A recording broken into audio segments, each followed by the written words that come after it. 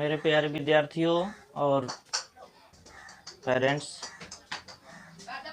इस जानकारी के साथ मैं एक नया क्लास लेकर उपस्थित हुआ हूँ कि मेरे यूट्यूब चैनल का नाम पहले लर्निंग कॉर्नर हुआ करता था, लेकिन अब उसे बदल कर मैंने बच्चों के आग्रह पर अपने नाम से यानी आफ्ताब सर एकेडमी के नाम से शुरू कर दिया है।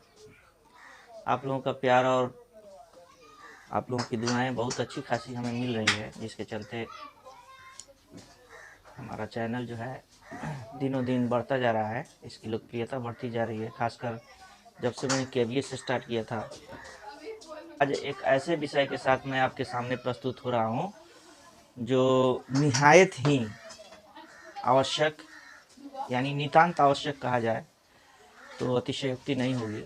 यानी कि किसी भी विषय के लिए, विषय को जानने के लिए हमें सबसे पहले भाषा की जानकारी होनी चाहिए। और भाषा को सीखने के लिए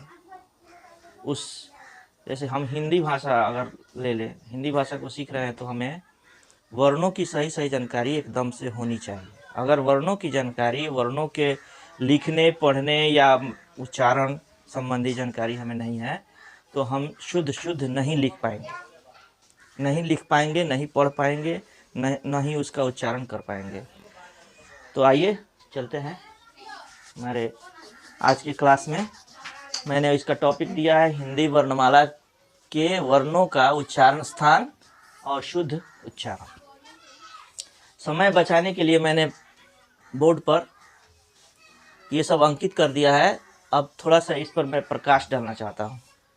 जैसा कि हम जानते हैं कि हिंदी वर्णमाला में दो भागों में हिंदी वर्णमाला को विभाजित किया है, एक स्वर और एक व्यंजन।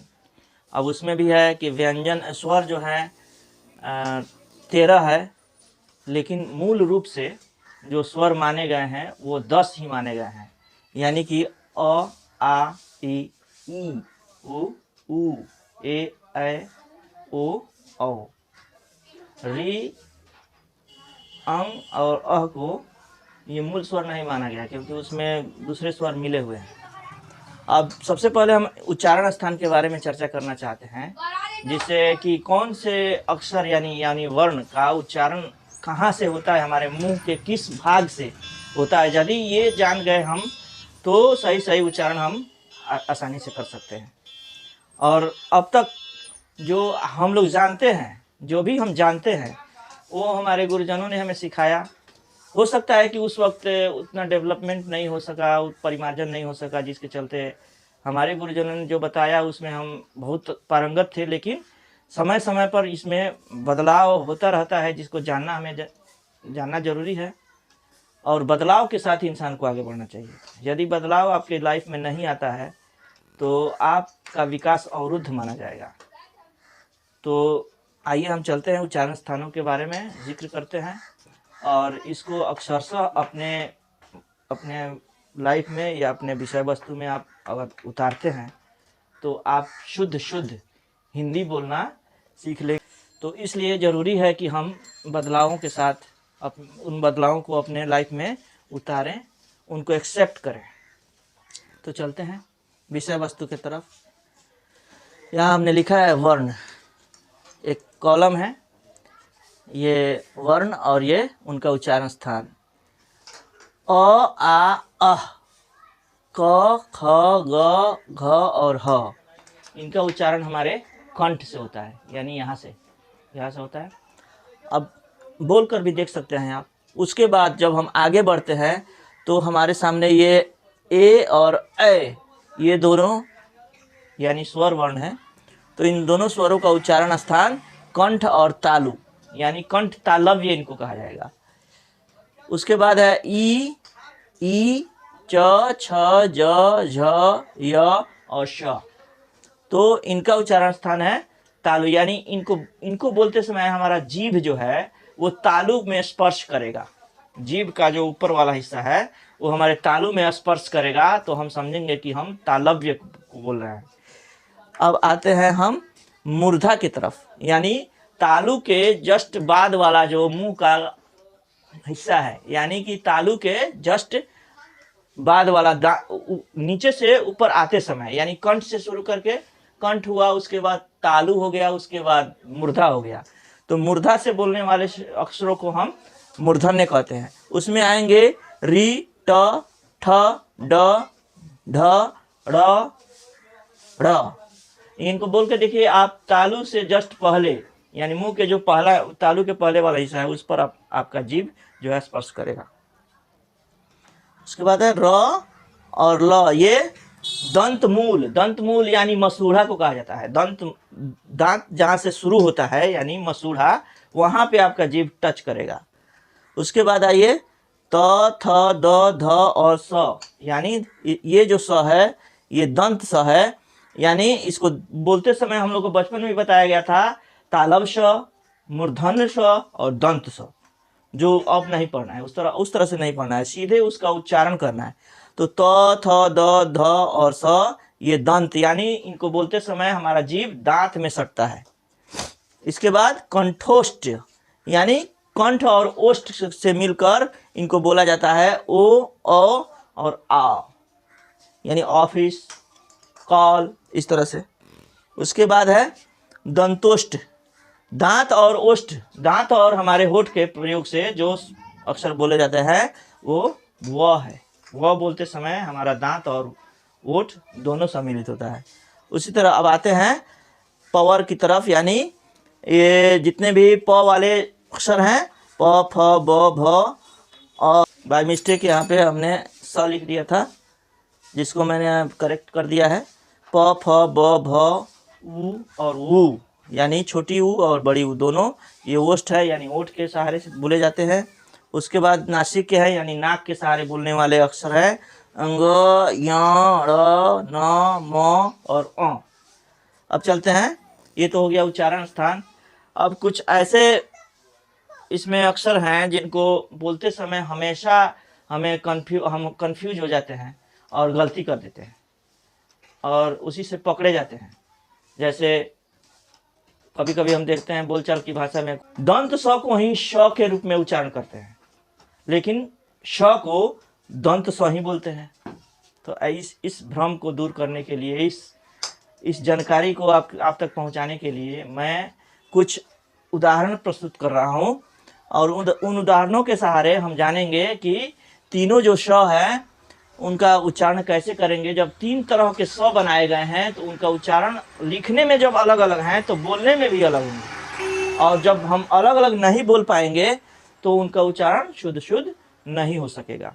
तो सबसे पहले हमारे सामने आता है, जब य, र, ल, व पढ़ते हैं, बचपन में हमें यही सिखाया गया था, य, र, ल, व, तालव स, मूर्धन्य स, दंत स, ह, श, त्र, ज्ञ। लेकिन वैसे नहीं पढ़ना है। य, र, ल, व, श, श, स, यानी तीन तरह के जब स लिखे जा रहे हैं तो उनका उच्चारण स्थान भी अलग अलग है, और उच्चारण स्थान अलग अलग होने के कारण उनका उच्चारण भी अलग अलग होगा।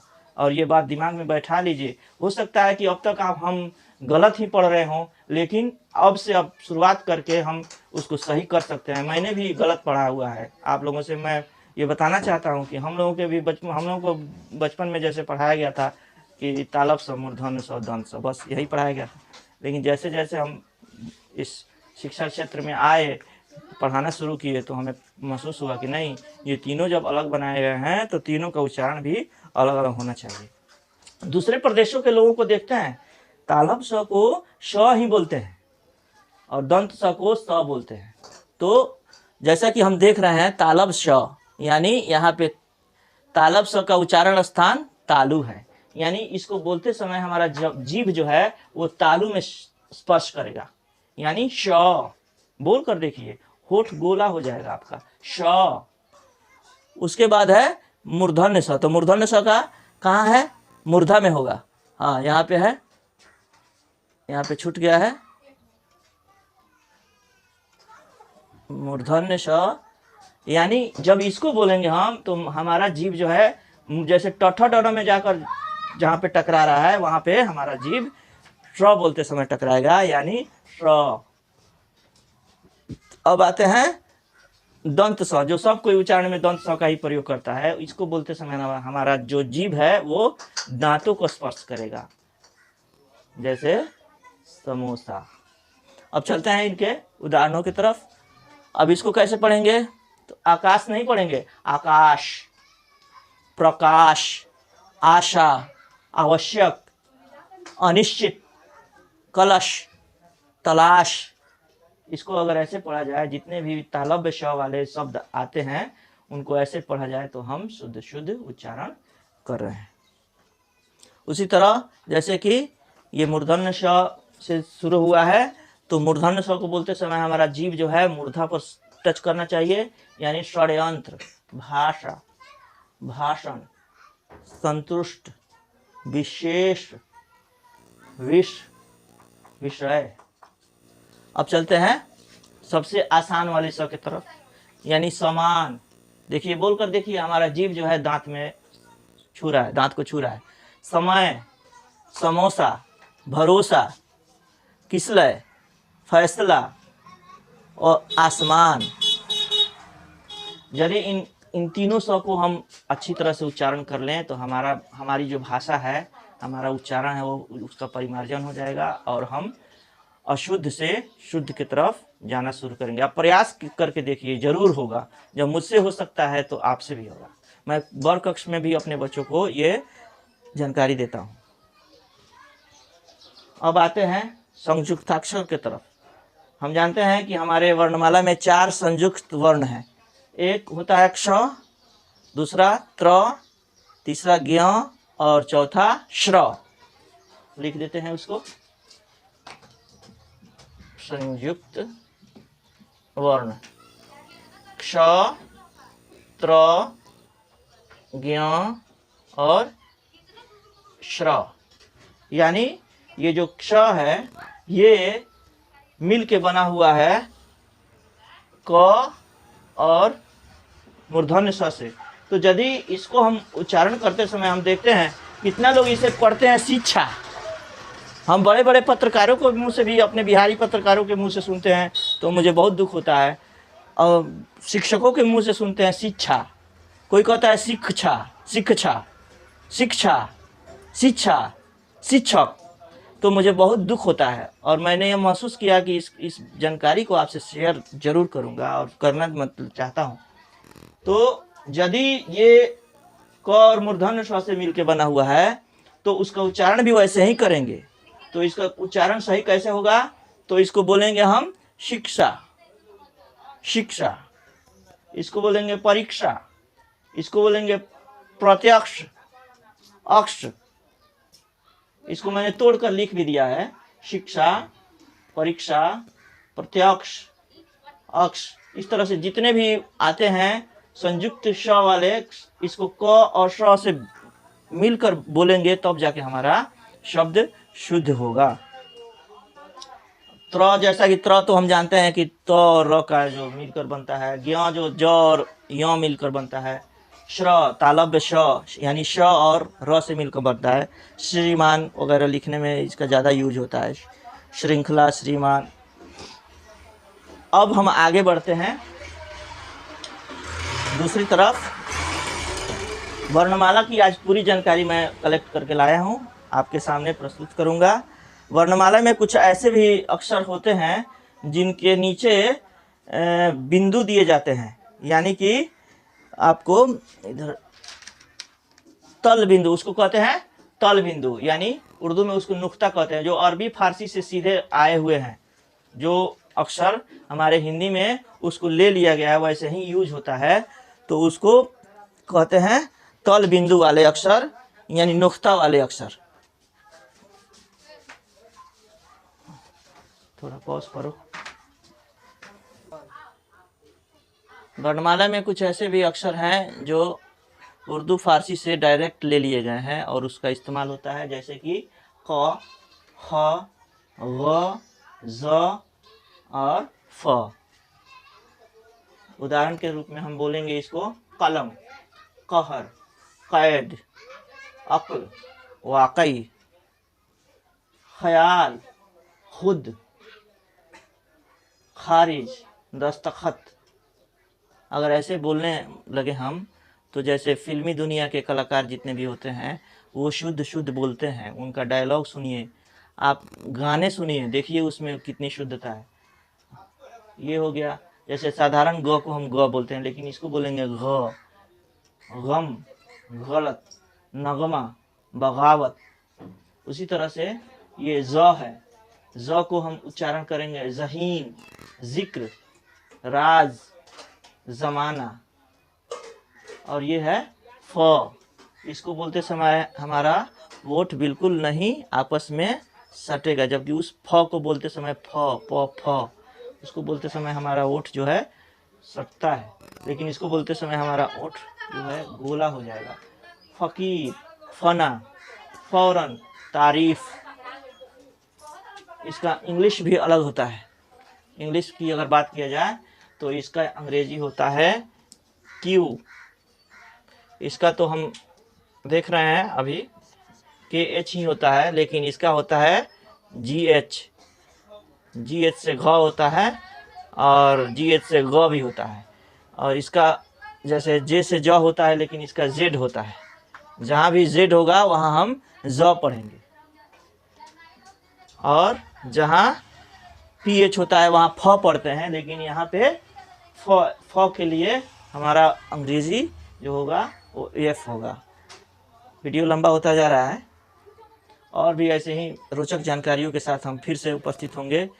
आपकी जानकारी के लिए मैं बता दूं कि एक बार फिर से कि मेरे YouTube चैनल का नाम आफ्ताब सर एकेडमी हो गया है मेरे नाम पर, और उसको सब्सक्राइब कीजिए, ज़्यादा से ज़्यादा शेयर कीजिए। आपको वीडियो अच्छा यदि लगता है बेल आइकन ज़रूर दबाइए, ताकि मैं जब भी वीडियो बनाऊँ आपको ससमय उसका नोटिफिकेशन प्राप्त हो जाए। धन्यवाद।